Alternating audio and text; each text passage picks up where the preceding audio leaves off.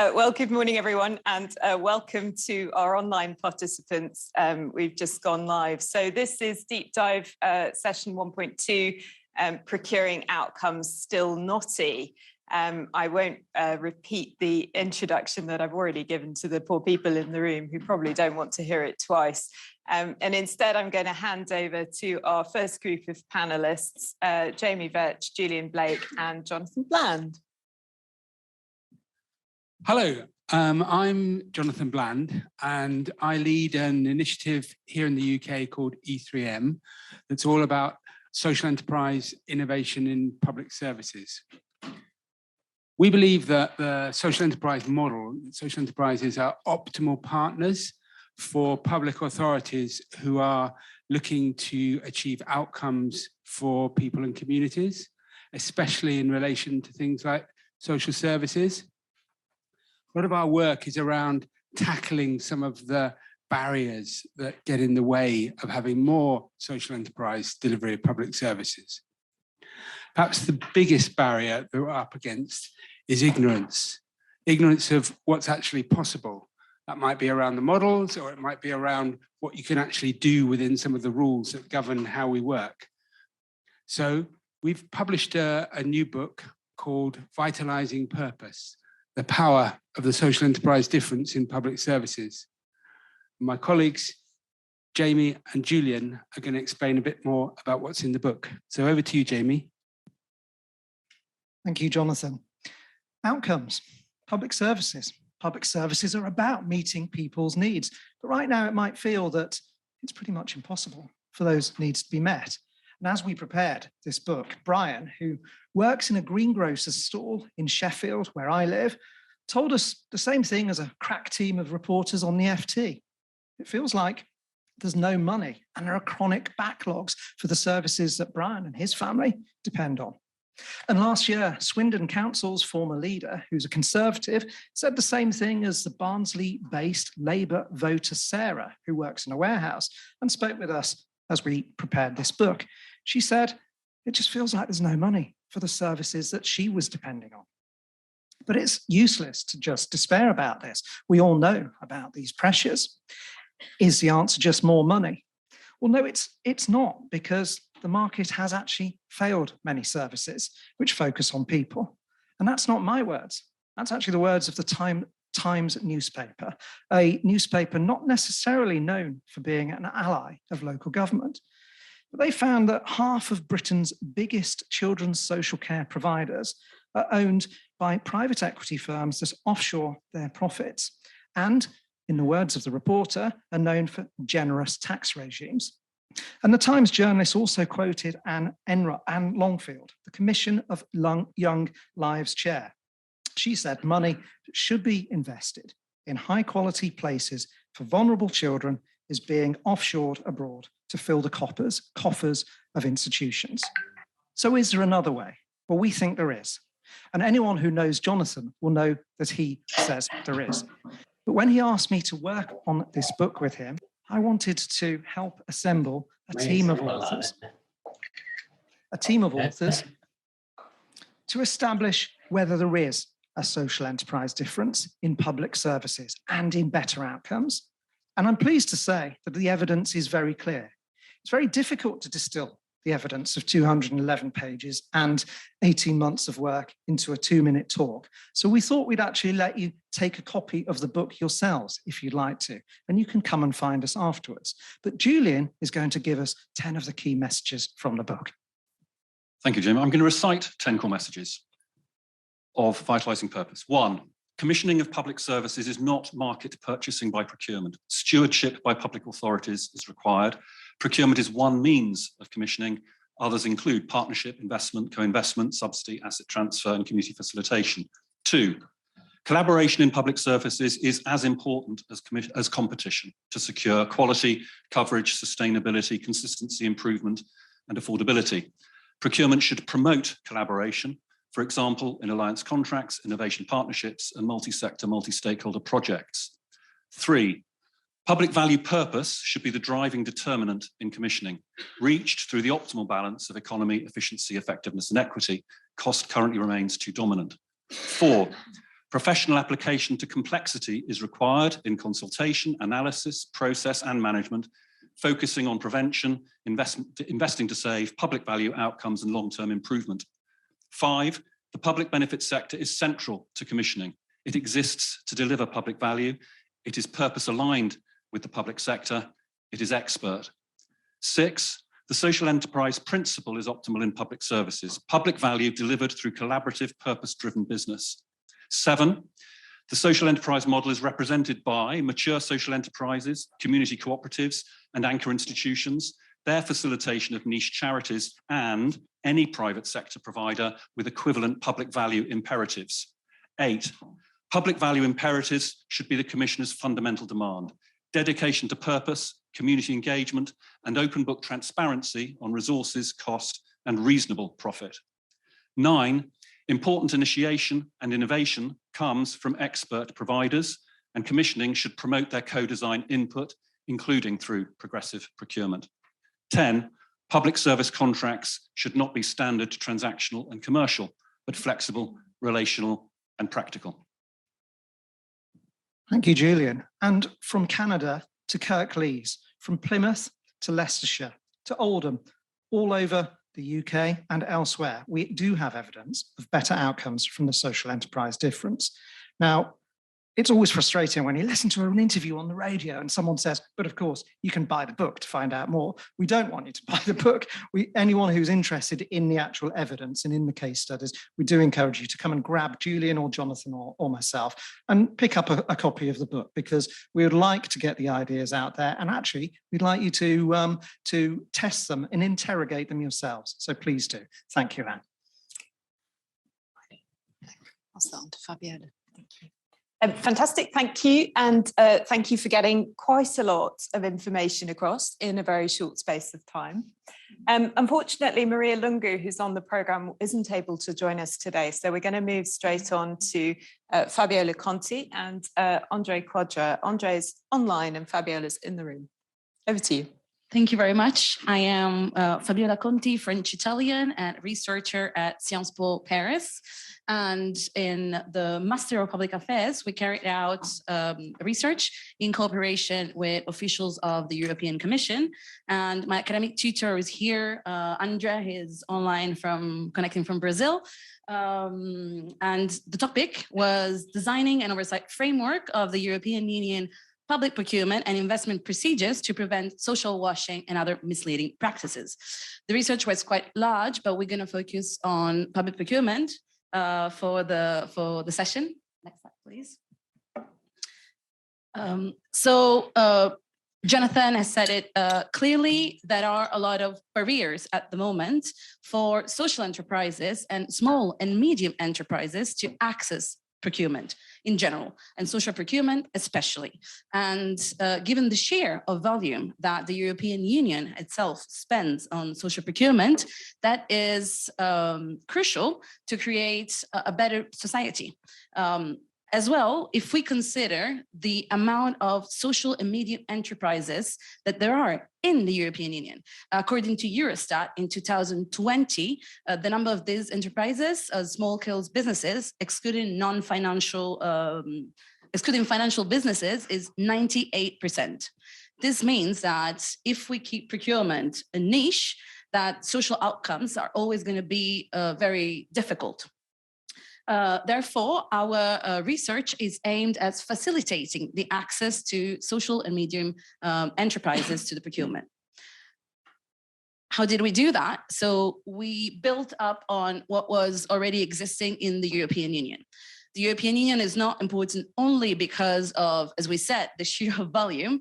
The GDP of the single market is 15% of the GDP globally, but also because the European Union is one of the regions that have most developed the impact investing and the social outcomes. There are several regulations for financial markets, for listed company and non-listed company, but it is missing an easy access for SMEs, once again. For example, the CSRD, it's accessible on paper to social enterprises and SMEs, but barriers in entry are extremely, extremely high. Therefore, what we did, we built on what was already done there, and we proposed a simpler system to evaluate social outcomes that is in the next slide. That is called the USL, the Unified Social Label, that basically simplifies the outcome that there are in the regulation and makes it accessible for firms that do not have a procurement of 50 people, but who are composed of 50 people.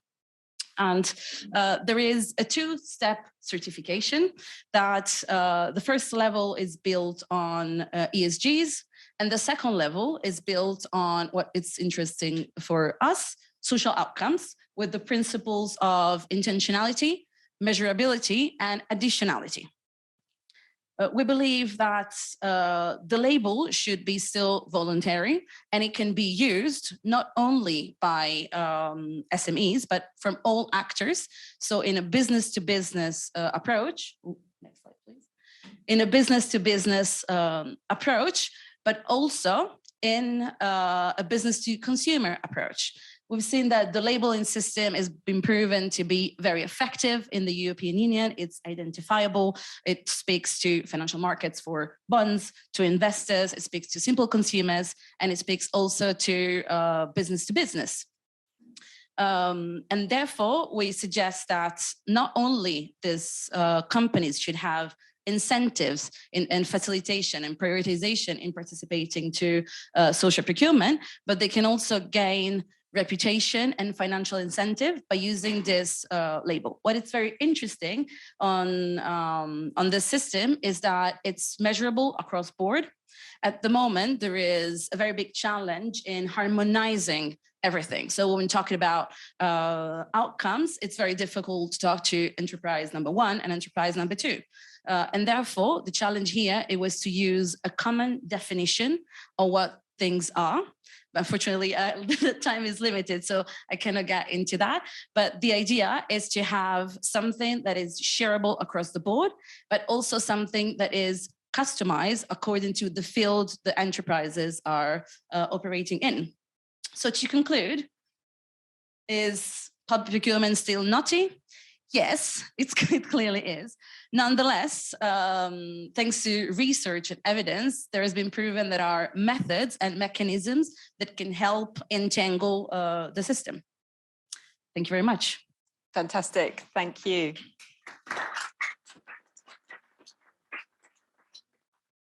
We've got one here. It's okay, we've got one. Okay, so thank you very much for that. We're going to move straight on to Shira and Jonathan, who are in the room. Hello, everyone. I think it's not working. It needs to be green. Yeah. Okay. So my name is Shira Tafora from JDC Alka in Israel, and here with me is Yoni Almon from Prime Minister's Office.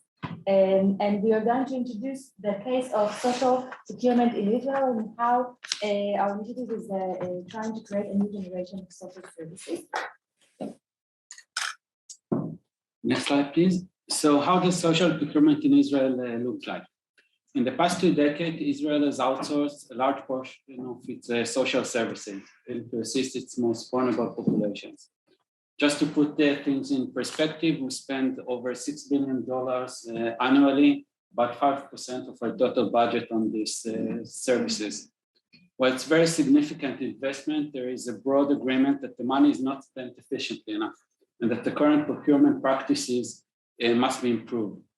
Although Israel is a small country, it's very heterogeneous. It has populations with diverse cultural needs, such as the Jewish ultra-Orthodox population and the Arab population. So this makes the challenge even greater. To tackle this huge challenge and increase the efficiency and effectiveness of the services, we've put forward a plan to implement 5 levers for effective procurement and service design. In today's talk, we'll focus more specifically on the second lever, for outcome-based procurement, and demonstrate how we use these levers. Next slide. So let's dive in a little bit. As you can see, for each lever, we've defined and agreed on a definition, main goals, and a set of tools to achieve the change we wish to see in practice. In this case, for outcome-based procurement, we want to see that the service implements continuous learning and improvement processes and achieve its goals.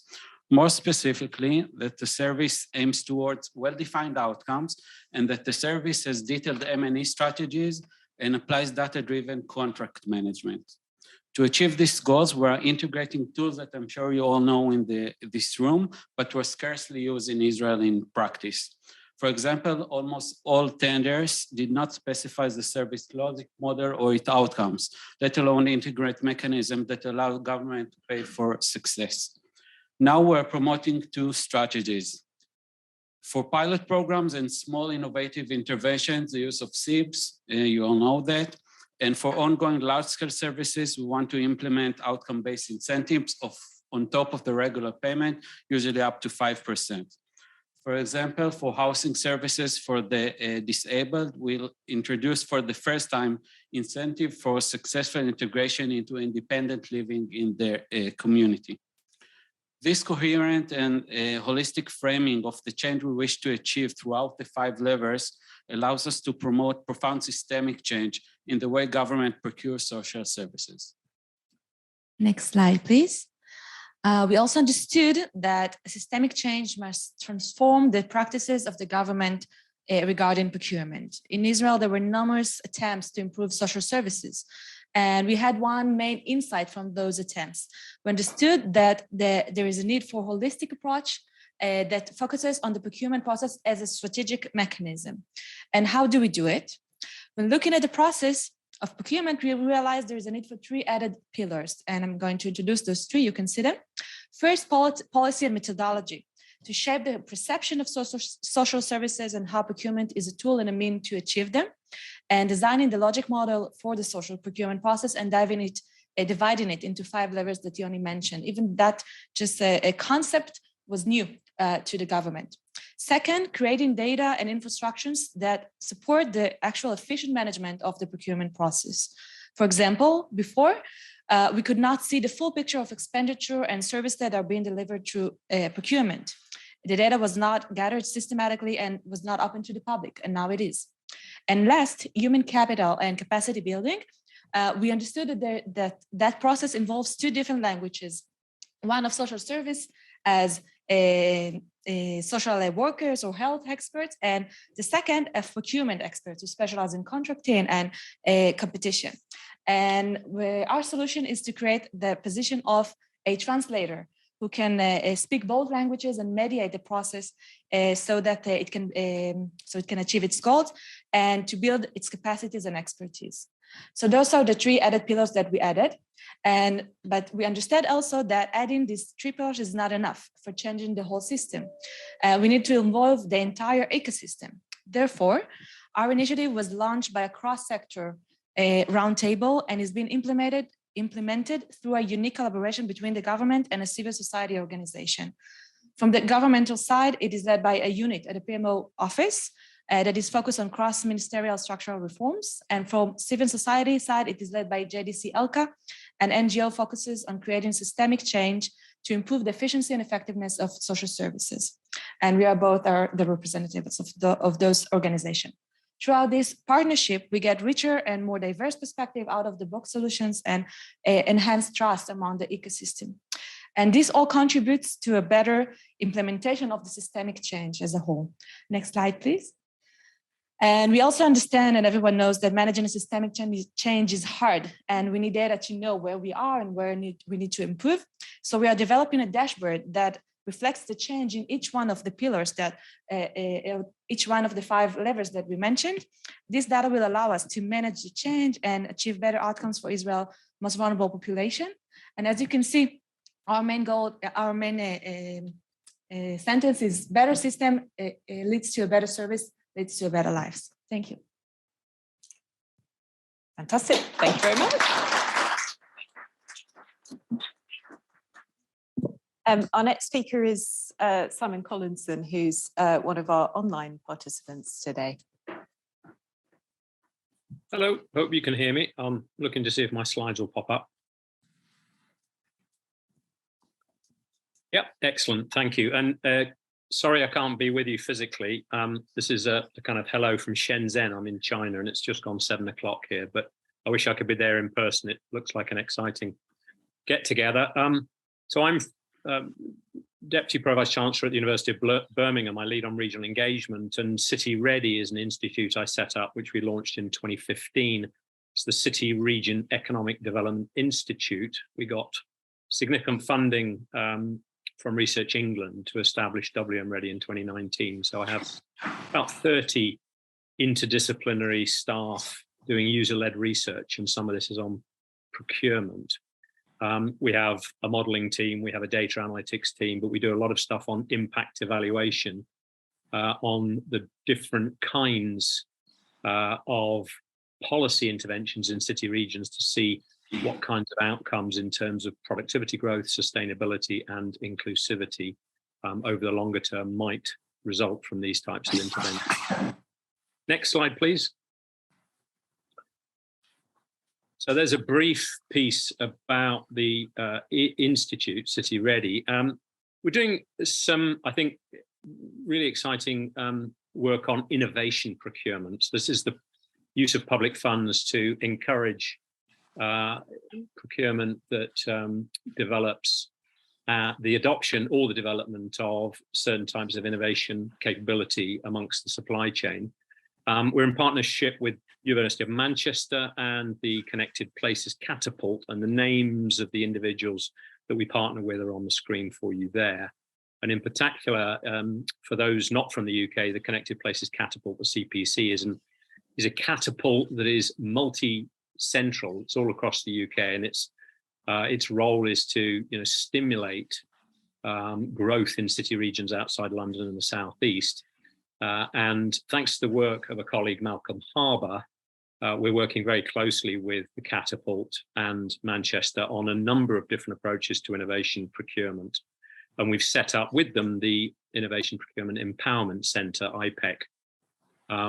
And again, the colleagues from Birmingham, the names are listed there. I'm not going to run through the slide for you. I'm sure you can read that from where you are. But if you just jump to the next slide, thank you very much. The goals that we've got generally, if you could go back one, sorry. The goals we've got in the Innovation Procurement Empowerment Centre, IPEC, but also we've been working on for quite a long time with our colleagues in Manchester, it is really about, the first one is really about the proactive deployment of what in the UK is 300 billion annual spending on public sector procurement, to encourage different types of growth in regions. That's our major focus. And in some senses, we have discovered similar problems or constraints to those in other countries, and I'll come on to those when we look at the two projects. The issue is that public procurement has a significant potential to improve the precision of interventions and outcomes in city regions in terms of what we call multiplier or diffusion effects without additional spending. POGO members know this. You're already spending in the UK this 300 billion a year. The point is, what is the outcome from that spending, and how can you, shape the spending patterns both at the national level and the local level to improve the innovation in the supply chains that enable certain types of growth? And this growth is not just to be measured, in our view, by productivity increases and GDP increases and the volume of the economies at the local level, which has dominated as a KPI UK government spending as a target for public investment.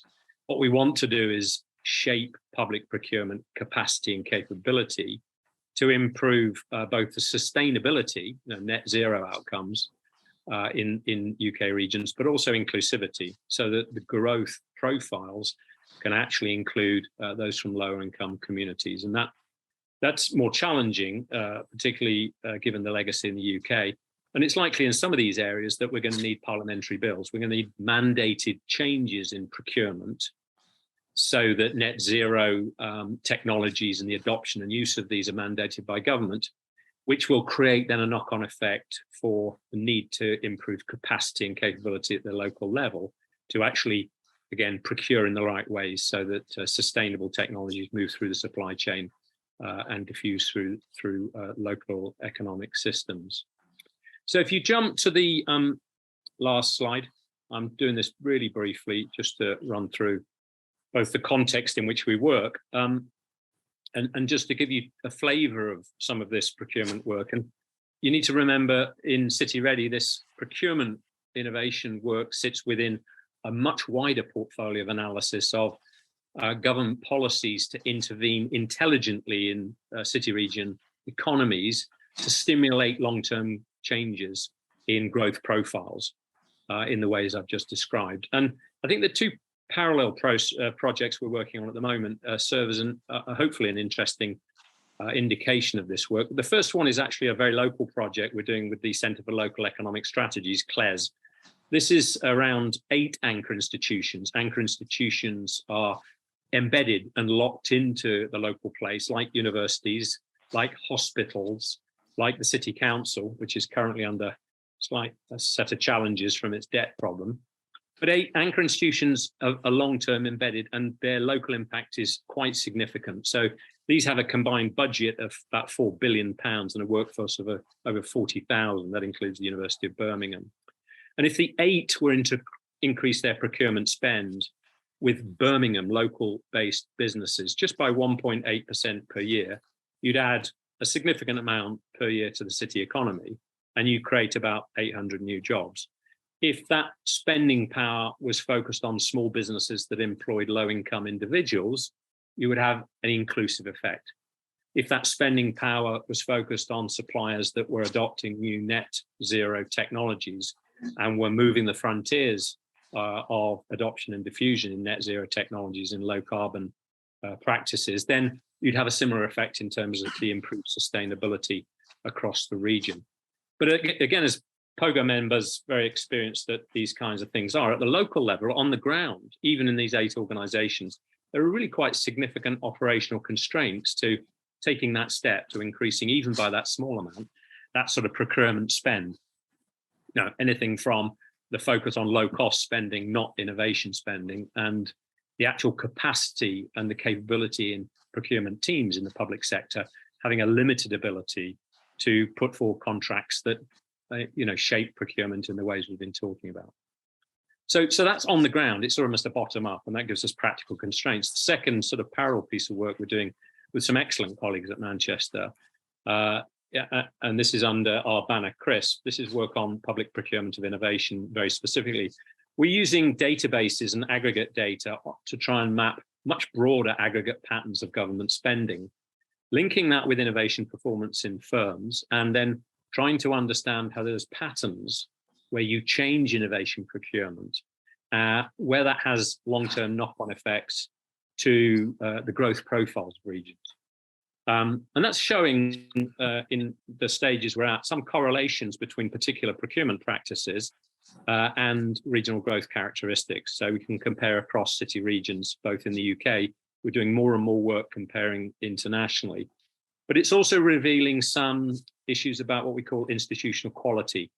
The quality of governance structures and the people in public sector organizations reveals better practices with clear impacts in some countries and some regions versus actually lower capabilities, poorer quality institutions, and I guess worse outcomes in other city regions. And that comparative benchmark we're starting to expose using these evaluation approaches is interesting to connect with the bottom-up practical case study stuff we're doing with the 8 anchor institutions.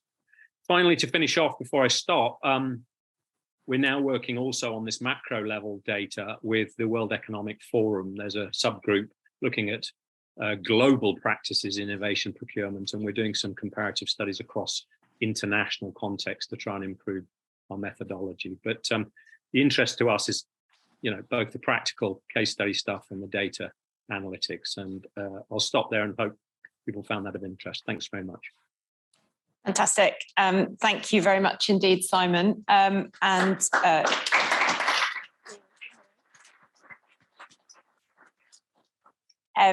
We're moving on to another of our online contributors, Ross Wood.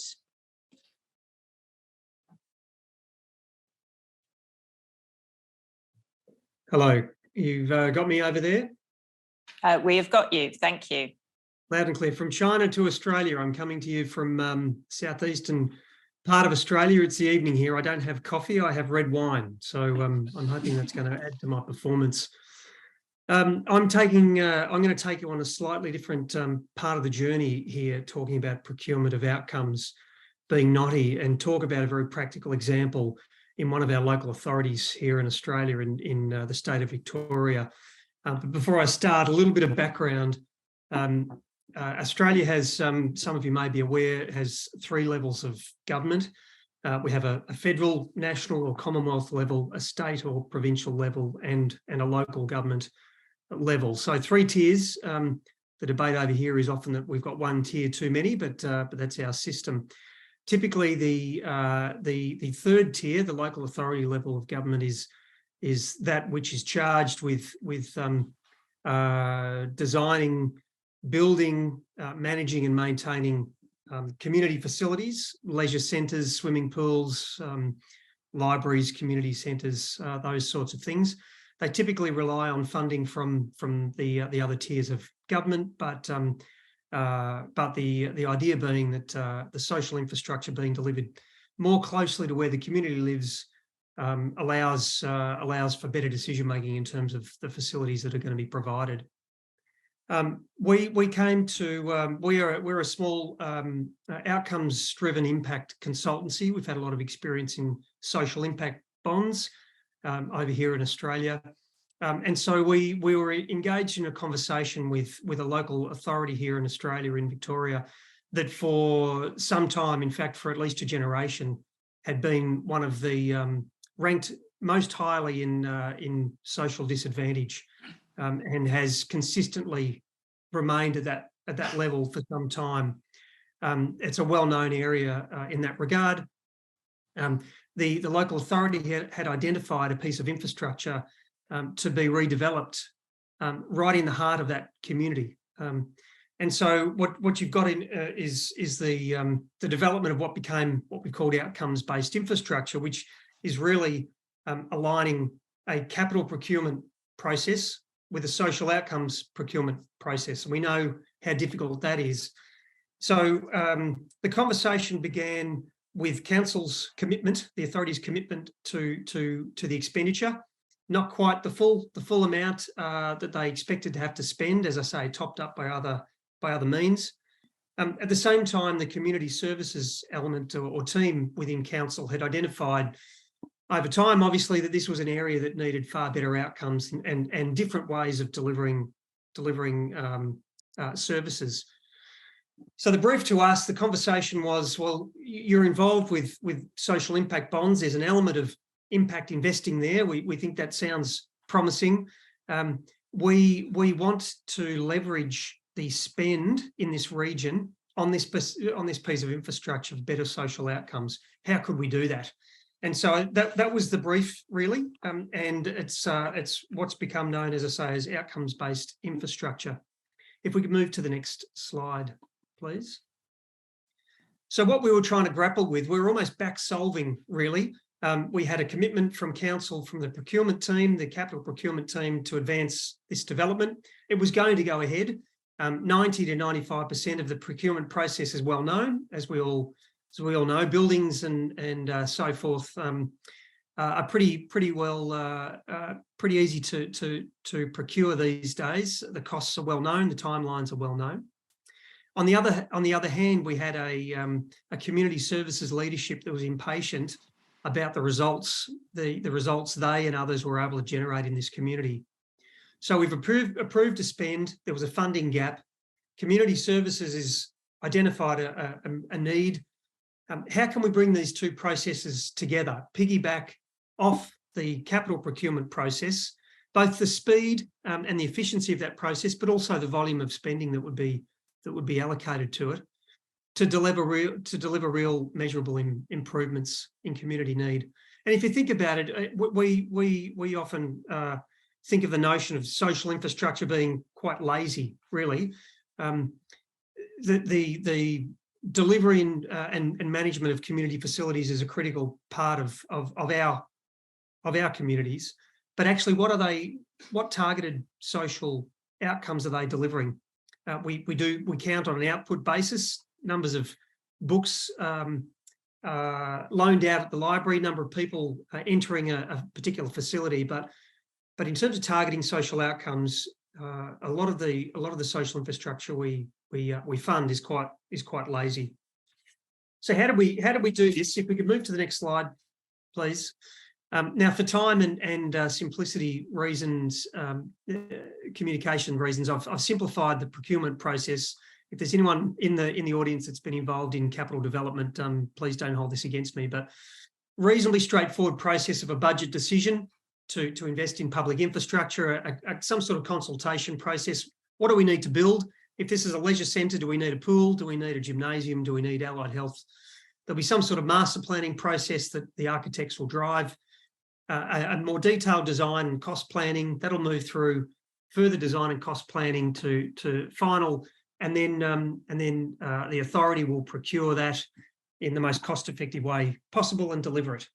So the challenge for us was to try to piggyback off this and interplay a social procurement or a social outcomes procurement element to it.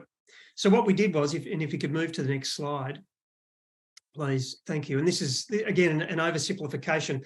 What we found was the work needed to be done up front. Like any social outcomes contract or program, the planning is critical. The targeting of need, the identification of the cohorts, their current characteristics and needs, and the outcomes that we want to shift them towards really is the most powerful part of this. And so that's how we began.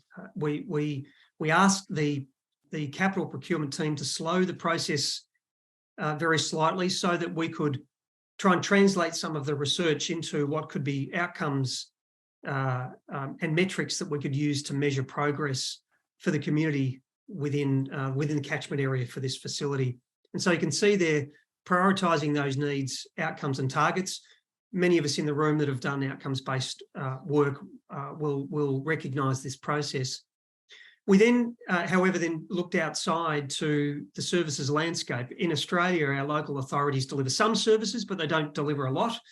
And channeling Professor Considine's presentation earlier, that's certainly the case in the local authority level of government in Australia as well.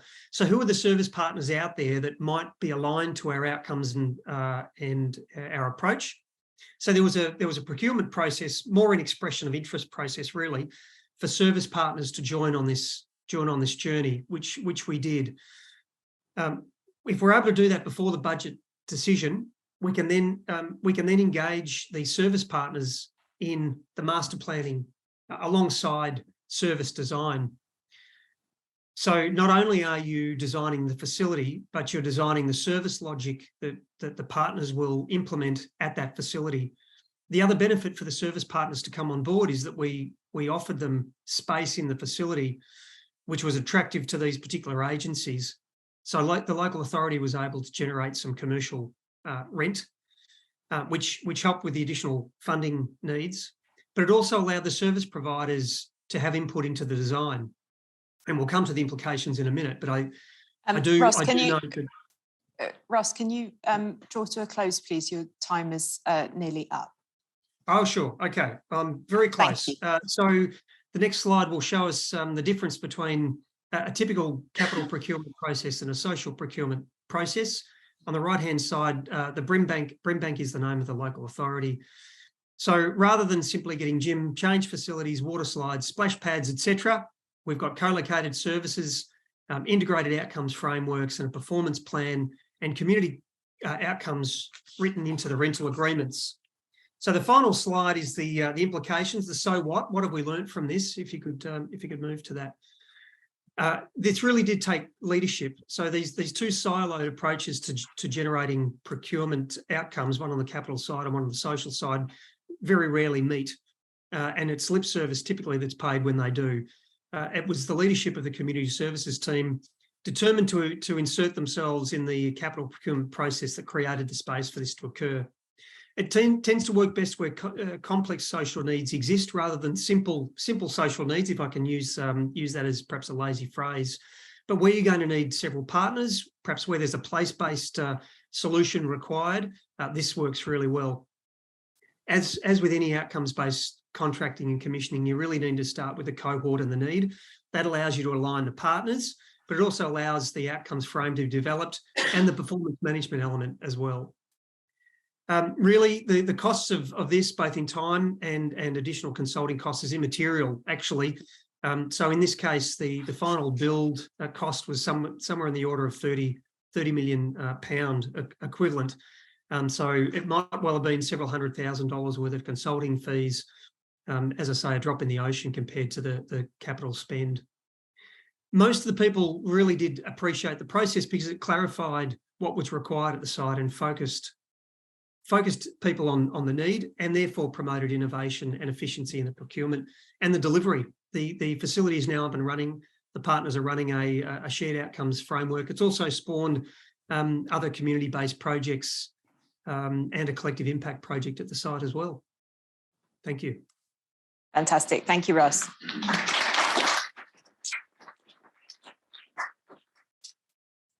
And our final speaker on this panel is Mohit Bari, who's in the room. Thank you. Hi, good afternoon, everyone. My name is Mohit. I run my own consulting firm called GDI Partners, based out of India.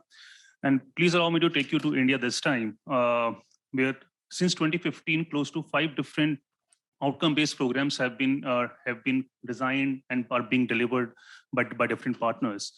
Of lately, the government of India has also started taking some kind of keen interest in the outcome-based financing programs.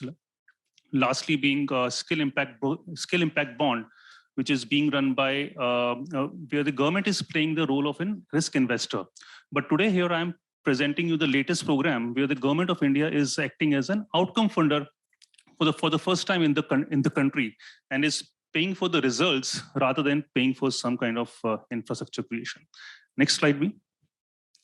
So this program we are currently running is with the Niti Aayog. So Niti Aayog is a government of India's think tank which creates new policies, new programs, new innovative kind of programs in the country. So far, since 2004, the government of India has spent close to $2 billion, and that's a significant amount of money, in creating computer labs in the schools with the right intent that once the students start using these computer labs, the impact on the learning outcomes would be good. I think the intent was great, and close to 86,000 public schools out of 1.5 million schools in the country have this kind of infrastructure already available. Next slide. However, rightly in the phase one, in the time so far, the focus has largely been on the infrastructure creation. But more importantly, now the focus is shifting more towards how do we ensure that this infrastructure actually gets used. If you go to most of the schools, there is a reported underutilization of this kind of infrastructure. While there are pockets of success in some of the schools, largely one can say this infrastructure lies unused or little less used, so that the impact on the learning levels of the students has been far below than what was expected. As I said, over the last 5 years, 5 different outcome-based funding programs have been implemented in the country.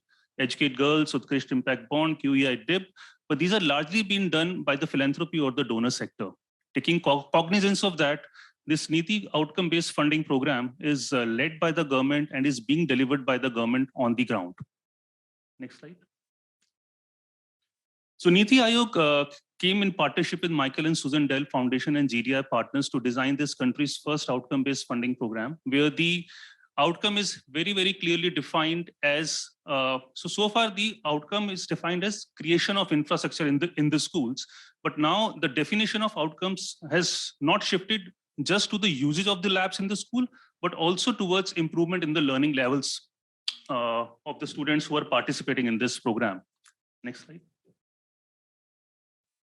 Very simply, this is a simple procurement process. We have not redesigned completely or tried to overhaul the system so that the government doesn't shy away from it. In this case, the outcome funder is Government of India. It simply procures an EdTech service provider through a normal tendering process. The whole small change or the little change that makes the game interesting is that the payments to the service provider is linked to the improvement in the learning outcomes. So earlier, the payments of the service provider was linked to creation of infrastructure in the school. So once the infrastructure gets created, the service provider moves out of the school, and there has been no incentive for even a single stakeholder in the school to actually use the infrastructure that gets created. So Niti Aayog onboarded an outcome evaluator, which basically tries to evaluate whether the outcomes are definitely being met or not met. And only upon achievement of desired improvement in the learning levels, the payments will be made to the service provider in near future. So this program is recently started in April 2023 and is currently in the implementation phase. Next slide. So see, the way the outcomes are defined in the contract is how many additional years of learning gain that a student gains from this particular program. We are not talking about how many schools have got the infrastructure. We are not talking about how many number of hours the infrastructure is being used. At the end of year one, if the students gain one additional year of learning gain over and above control students, you get your payments. If at the end of year two, you get 2 additional years of schooling over and above, these are incremental, over and above the control students, you get your payment. So that's how the payment structure has been redefined in the existing contract, in this contract. And you can clearly see that 50% of the payments of the service provider are getting linked to these two milestones at the end of year one and end of year two.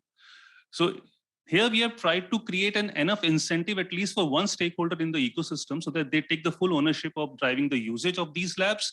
And not only that, through the quality-led procurement, driving the learning level improvement in the students who are participating in this. Next slide.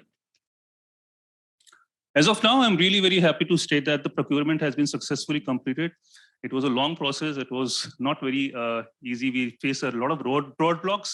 Sitting here, as we are sitting here in this room, there are close to 70,000 students sitting in the classroom back in India who are learning from this kind of infrastructure in their schools. So in 280 schools, close to 2,500 teachers and 70,000 students.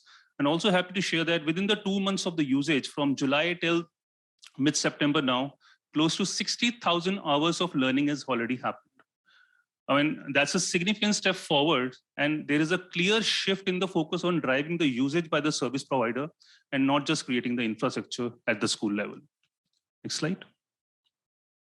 So this project is happening in one of the bigger states in India called Uttar Pradesh, which is, just to contextualize you, the population of Uttar Pradesh is even more than population of UK, Germany, and France combined. So that's one of the big states. It's a district level procurement. So it's not spread across the state. It's spread across 4 smaller zones within Uttar Pradesh, and the procurement value of each district level procurement was close to $1.2 million. It may not sound big enough, but at the district level procurement, 1.2 million is a significant amount of money that is getting spent on one single project. We did face a lot of challenges in this procurement, and challenges are not new. I think anybody who is practicing outcome-based procurements for the first time, it includes limited capacity of the officials there to undertake the quality-led procurement, because the whole game here is not about the quantity, it's about the quality of the procurement that typically happens. No prior experience in managing outcome-based funding contracts. And this is the first time it was happening in the country, so it was very obvious that somebody who is procuring outcome-linked contracts, some kind of pushback had to come. Large contract value for the officials who were managing this kind of a program, and they already had their work loaded with n number of things that they were anyways doing in their on the day-to-day basis. Next slide. Can you draw to a close? Yeah, I'll just quickly go to it. So my focus on this particular slide was that the focus of the procurement shifted from cost-led procurement to a quality-led procurement through different means. Next slide. And at different time of points, because the significant capacity building was needed to be happening in these kind of procurements, we tried to centralize and standardize as much processes and systems as possible at the back end, so that it's easier for the officials to kind of enable this procurement happen. And along with that, we we did enhance the administrative capacity by provisioning of additional team members so that at least the first program of the country should not should actually see the light of the day. Next slide. Yeah, and with this, we hope that given that there is enough ownership with the service provider, they will be able to drive the engagement at the district level so that, next slide. So that at least we will see a few more programs in the near future, which will shift from the input-based procurement to the outcome-focused procurement in the India. Thank you.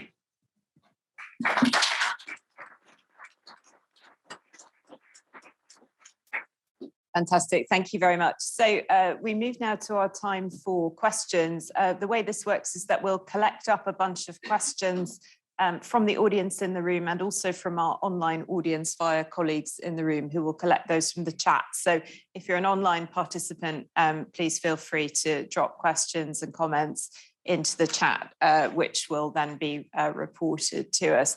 And then we'll go around each of our panelists or groups of panelists in the same order, giving them an opportunity to comment on some or all of the questions raised or some of the other presentations. So this isn't a back and forth Q&A, it's a collection and then response. So while you're calling your questions to mind, I'll just throw one out there myself, which is I feel as if we've been on the most amazing odyssey of outcomes-based procurement in very different settings, different countries and so on. And there's amazing examples of creativity and innovation and risk-taking in all of this from people who are obviously deeply committed to what they're doing. So my question for all of you is, how do we get this excellent practice out there to everybody else? How do we get people who are less committed, less engaged, more nervous to do some of these fantastic things that you've been describing? So that's my abusive chairing position. Let's have some questions from the audience. Malcolm, start with you. There's a mic coming around, yeah, so that the online participants can hear you. Well, I agree very much with you about the rich content. And just to observe, my name is Malcolm Harbour, by the way. I was mentioned by Simon specifically because I've been working very closely with him on innovation procurement, which is why we want to develop an innovation procurement empowerment centre to collect these good examples, which we don't have in the UK at the moment. And in fact, some other countries have, but we don't. But I wanted to pick up out of a lot of things, some specific issues, because my journey to this conference, actually slightly unusually, you may think, came through the European Parliament, where I worked for 15 years on the European procurement rules. And so I was particularly interested in the analysis that we had from our Italian colleagues around the certification system. But I just wanted to tie that in more broadly, and I'll be very quick, on what I think was a distinctive thread in many of the presentations about the crucial need to engage more small enterprises with their innovation and drive and incentive to bring ideas into the procurement system. In the reform of the rules in 2015 and 2014, and I was involved in 5 years in doing that and chaired all the negotiations.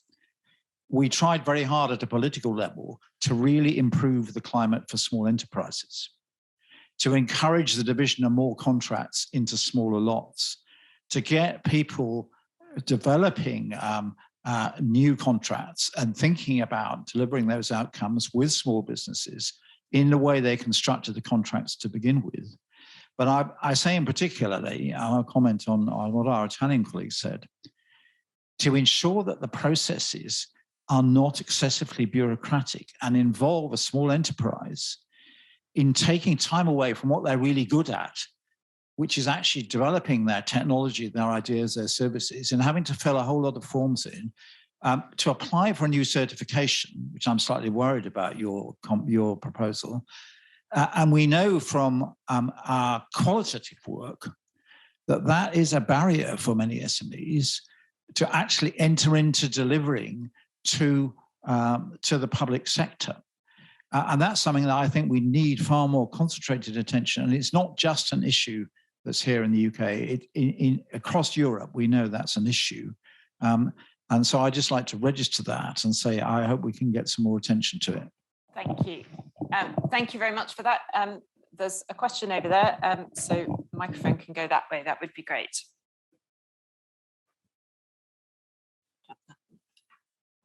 To the chat there. Okay. Is it on? Can you hear me? Thank you very much for a lot of interesting perspectives on the procurement. So I was wondering how social values is used along the procurement models that you all mentioned, and what might be the right balance related to target specific outcomes. So it could be measures like well-being or life satisfaction measures for the target groups, along with these more traditional procurement procedures.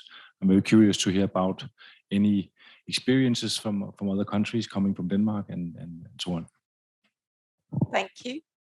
I saw a couple of other hands, but they've disappeared. Yeah, over there. Thank you. Hello, thank you so much. For the colleagues from India, I'd love to hear a bit more about the capacity building journey that the different stakeholders went on. And that's because I'm from an international NGO and we're kind of beginning this journey. We've also got our first development impact bond. So thank you. Okay, great. We'll come back to that. It's a question here. There. Sorry to be pointing, but I have no other strategy. It's okay. Thank you. And thank you to the panel. As outcomes are very much moving towards complex outcomes because challenges are very complex. Cooperation is key. And my question to whoever wants to answer it is double. One question is, what is needed in legislation to make cooperation more certain and safe to organize? And the second one is, if you get it organized, how do you prevent of cooperation becoming an institute? Good question, thank you. We've got another one there and then one over there. Hello, my name is Anton. I'm coming from Denmark as well. I was very interested in the ESG, can you say, mechanism, and especially, you know, the silver and the gold standards or the signs. Do you have any evidence or indications of large businesses or even SMEs wanting to go above and beyond the minimum requirements in terms of ESG reporting and actually, you know, aiming towards a gold standard, maybe applying a theory of change or logical model to actually express what you invest and what it actually becomes instead of just having donations or something like that? Thank you. And we had a question up here as well. Hi. Question for the colleague from India. You know, our team is implementing an impact bond in schools in South Africa. So two questions really. One, how did you pick control schools? And having 86,000 schools, I'd love to know how many controls you had. But a second question, unrelated, is so the first question, how did you pick control schools and how many? Tell us a bit about the comparison of the two groups. The second is, as it's a government-funded outcomes project, what regulatory approvals were you required to get to use government funding for a project? What regulatory approvals were needed to approve the funding for a project like this? Thank you. Thank you. Can I just see how the online chat is doing, or whether we have any questions from online that we could just raise now?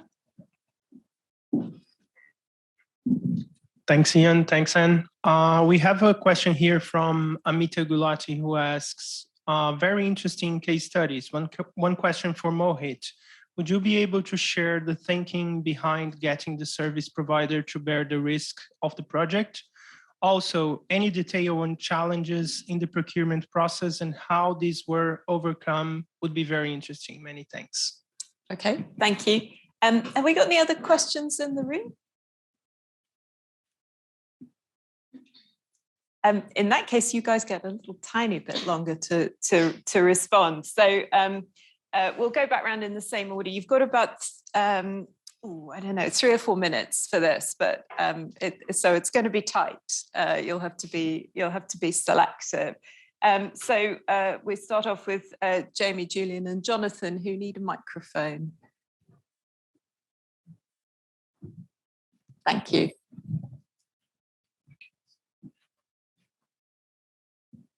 Thank you. Being very selective on Malcolm's point about SMEs, we are very pro small businesses as we talk about, and what works for mature social enterprises, which are diverse and turning over 50 to 100 million, will often support that ecosystem of small businesses in a organization, and putting purpose ahead of process. And on the social value question, which came up, there's a wonderful example of Canada using a 30% social value weighting and then 100% social value weighting against considerable resistance, but actually and catalyzing considerable outcomes as a result. It can be done. And the final observation that I have, which chimes actually with quite a lot of what speakers have said, is that seeing outcomes as a target doesn't actually necessarily generate great outcomes. And there is considerable evidence, anecdotal evidence from people running mature social enterprises operating in a diverse range of markets, health, social care, all sorts of other services, housing, that the system is gamed by other organizations. But by partnering with a purpose-aligned organization, its purpose is outcomes, then not only the outcomes that were originally hoped for can be achieved, but all sorts of associated, perhaps unintended positive social outcomes are being achieved by commissioning in partnership with social enterprises. Julian, I think, has a couple of points on the legals. Remembering that you're sharing the time. Yes. Okay. So I thought I'd pick up on the dissemination point and say something that hasn't really been said today yet, I don't think, and that's how terrible practice really is. So excellent case studies, but answering how do we disseminate the excellent best practice, we have to break down some really serious problems. There's the top-bottom thing. So the communication between the public authorities and the real need and the mediation of that between the expert providers. There's the different roles that are played by the commissioners, by the providers, by the investors, by the community, and they really don't understand each other very well. And within public authorities, a more direct one, when you talk to public authorities, there's an endemic problem of talking to the commissioner who doesn't talk to the procurement person, who doesn't talk to the lawyer, who doesn't talk to the treasury person, and so their functions are broken up and not coordinated appropriately. Now, that's a really serious bad practice, and all these good examples are overcoming it to a certain degree, but that's one of the ways we've got to deal with dissemination. And a quick point on social value, if I may. I was deliberately using the word public value because in public services, but the sorts of public service we're talking about, everything is about public value or social value. It's 100% of what the contract is about. Over to Fabiola, who is next to respond. No, thank you. I'll focus first on the question of our chair. How do we get more people involved that are not so eager or that do not know how to do this? And I'll tie to Marcus' question. So first of all, we know that in the European Union, there is the green taxonomy has been approved. There was the project of a social taxonomy that has been put aside because of several reasons. One, it was for sure the lack of political will, or let's say that the political cost would have been way too high for the people involved in this. The second one, it's also that the green taxonomy is based on scientific numbers, scientific research. The social one is value-based, and it puts us in a position where we say, okay, what is socially more relevant than others? And so it creates sort of a paternalistic approach that it's a risk that needs to be taken into consideration as well. But nonetheless, even without the political will and even without like sounding paternalistic, there are networks of enterprises or partnership that do operate in level and do dissemination. For example, on this research, we have worked on with IVPA that does an amazing work with a lot of very small enterprises. And I'll tie myself to the Marcus question on that.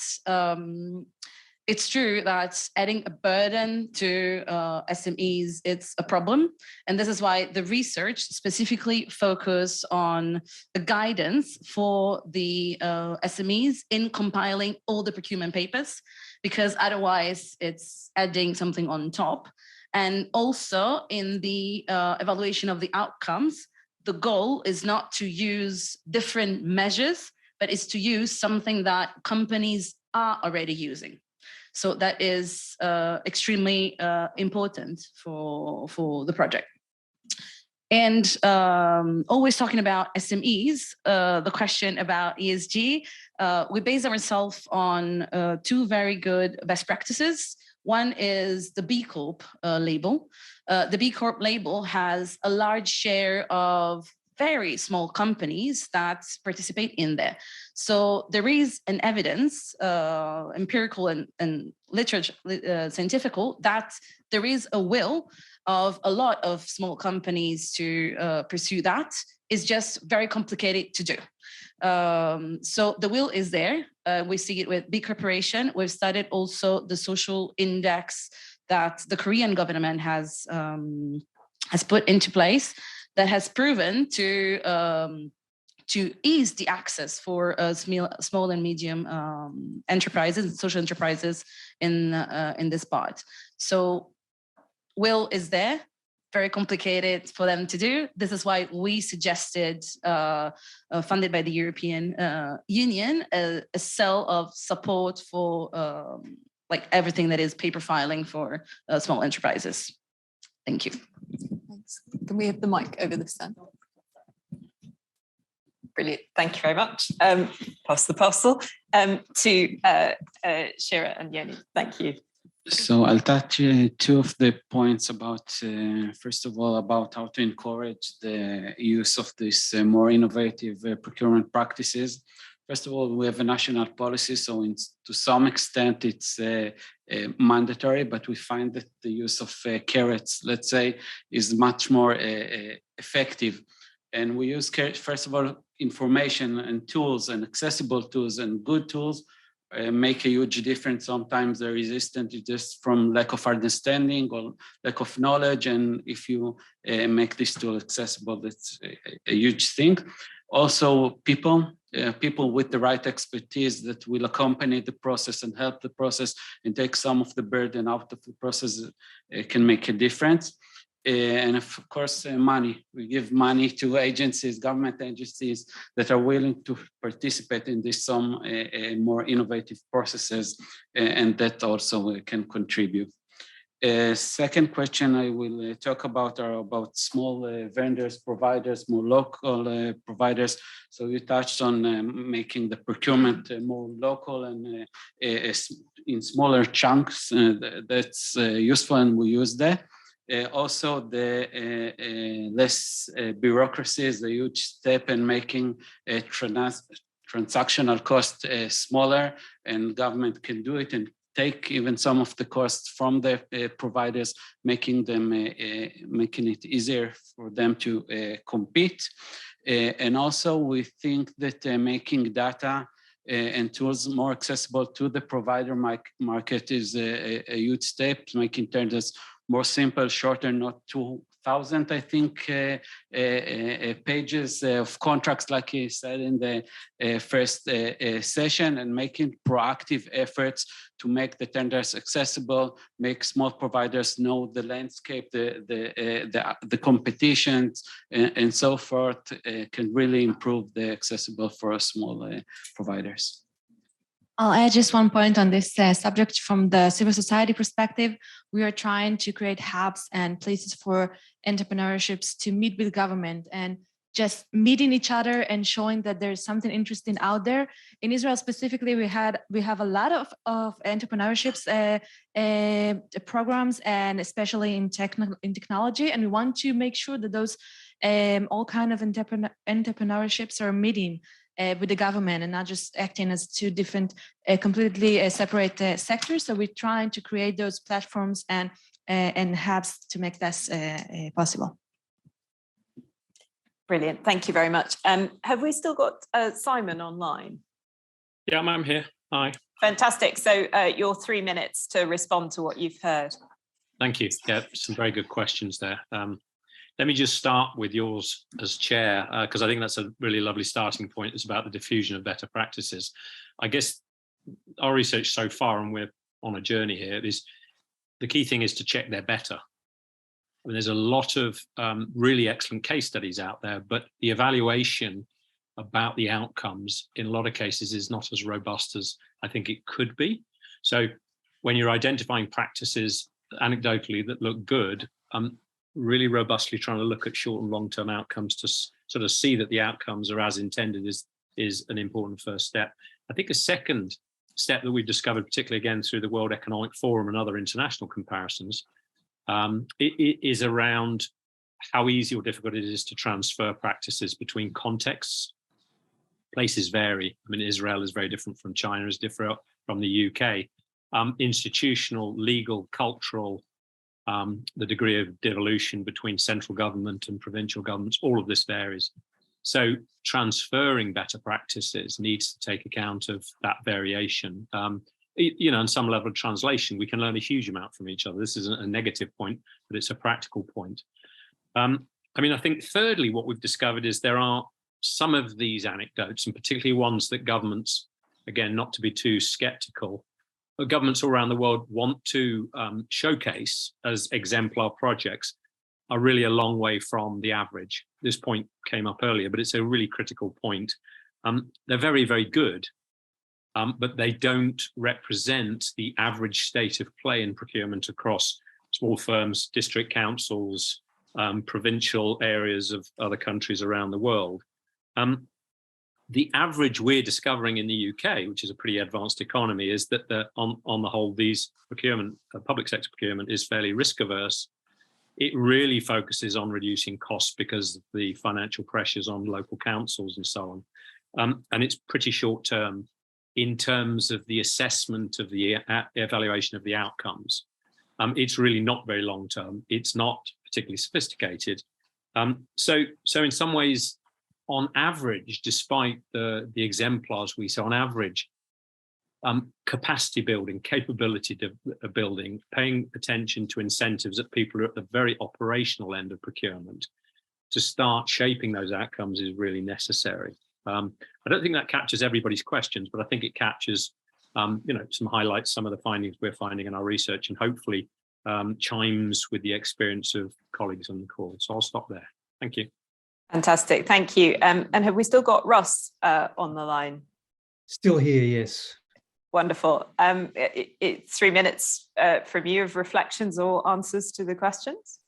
Sure. Yeah. Thank you. I'm going to leap onto that the theme of scale, dissemination, and sharing. I think it's an excellent question because it's one that we've grappled with here in Australia, which is you know, the early adopters have come to the party, but how do we move it up that innovation curve? And I think it's less about kind of a marketing, about demonstrating projects and ideas. I think there's plenty of that, almost a beauty parade, often including at conferences like this, of great programs. I also think, Simon, the question of what's better is a tricky one too, because that's defined in different ways by different parties. Different parts of government have different ways of assessing what's better, particularly when there's a political overlay, right? So I mean, I don't know the answer to this either. I think though the answer has to do with breaking down the silos that block the collaboration, the natural collaboration and sharing of ideas across them. The great benefit and hope of an outcomes-led approach, which is why it's something I've committed my professional life to, is that outcomes have no barriers. They just have a system. They have an approach that requires collaboration. It requires integration. So what we've got is we've got a public administration process, a political process, and I've spent time as a ministerial advisor here in Australia as well. And the silos go right up to the top. They go to prime ministers, presidents, premiers, other political leaders. And when there's trouble, the leaders go straight to their ministers and say, well, fix that particular element. Leave these interesting integrated projects aside and just get this off the front pages. So I suspect the answer is more to do with answering the question about how we break the silos. As I said earlier, in a lot of cases that takes leadership, and there's plenty of examples of that, no doubt, in this room, as there are in other places around the world, where people at a senior level in both not-for-profit and government areas have come together and said, well, we just need to create a new way. So I suspect the answer is something to do with answering that question about how to break down silos. The other thing I just wanted to reflect on, there was a question relating to outcomes and which outcomes and how you decide them. To take that a little and then to take it off on a slight tangent. I think the other thing that we try to work with our clients and communities on is being very specific. And again, the benefit of an outcomes-based approach and outcomes-based contract is you have to so narrowly define your cohort that their characteristics are similar enough that a particular intervention can be attributed to some sort of change for that community. So setting outcomes for thousands of people isn't necessarily going to allow you a very easy way to measure and test success. So I think just that topic of setting outcomes, and certainly in the case of the example I've shared with you tonight, we went down to several hundred families, several hundred individuals. Are there indicators there that need shifting for that particular group? If so, how do we need to shift it? What's the model? What's the approach? And who are the partners that we might need at the table? Fantastic. Thank you very much indeed. And last but not least, Mohit, it's over to you. Yeah. I'll answer them one by one. I think the first one is, what were the challenges we were faced in procurement? I think, needless to say, the alignments was the biggest challenge that we faced in the initial leg, because once a system is aligned to a certain way of procurement, doing a complete shift towards outcome-based procurement took a lot of time, took a lot of discussions, a lot of conviction. The second challenge that we faced is around, it was very, very critical for this kind of procurement that we kind of procure very high quality kind of a software and edtech software for this particular program. There we collaborated with Indian Institute of Technology, Bombay, which is the number one engineering institute in the country, to come up with certain guidelines so that the quality doesn't get hampered. So we partnered with them. The third challenge we faced was around, this was the first time an outcome-based procurement was happening in the country. So I believe that what is the capacity of a service provider to take on the risk in case the outcomes are not met? So very limited number of players participated, and that delayed a program a little bit. But I think as this momentum of outcome-based funding gains some momentum in the country, more and more service provider would be willing to come forward and be participating in this. So there are the three broad challenges that's coming forth to my mind. The other questions you asked around how was the school selection done? The schools were largely selected basis on the data on certain parameters, which included the infrastructure availability in the school, human resource availability in the school, teachers basically, and the enrollment numbers in a particular school. So in every district, we had 70 schools which were treatment schools, and a very similar size and similar profile schools were selected for the control group as well. So that's how the school selection was done. And of course, the ground level info was also collected. So the recommendations from the local district magistrate was also taken into consideration while finalizing the school list. In terms of regulatory approval, sir, in this kind of a program, we did not try to overhaul the procurement system. The procurement system still remained more or less the same. We leveraged the existing government mechanism of e-procurement, government e-marketplace. The existing systems were used. The only things that were changed in how the payment will be made to the service provider. So the payment was not linked to infrastructure creation. The payment was linked to improvement in the learning outcomes at the end of year 1 and year 2. So no regulatory specific separate regulatory approval was needed for this particular kind of program. Yeah.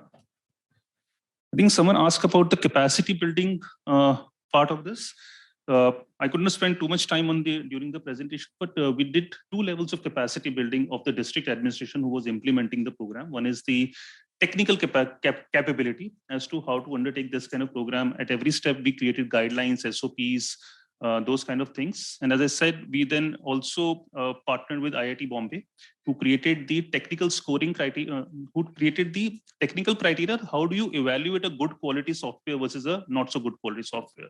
So those kind of technical collaborations were done, and as much as possible, the centralization of processes were done. So there is a standardization of process across the 4 districts. And in terms of administrative capacity, we have provided 1 team member at every district level who is overseeing this kind of a program and helping the local administration implement it in a more smoother way. Thank you. Fantastic. Thank you very much. So can we thank all of our panelists for a really stimulating discussion?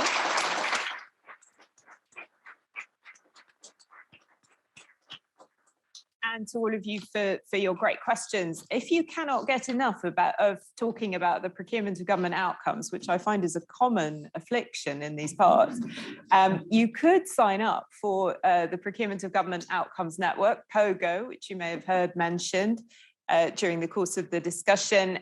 There's information on the GoLab website about how to do that. And we have a meeting at 4 o'clock on the last Tuesday of most months to discuss some of these issues. And we'd love to see you there if we haven't seen you before. So thank you all very much indeed, and enjoy your lunch.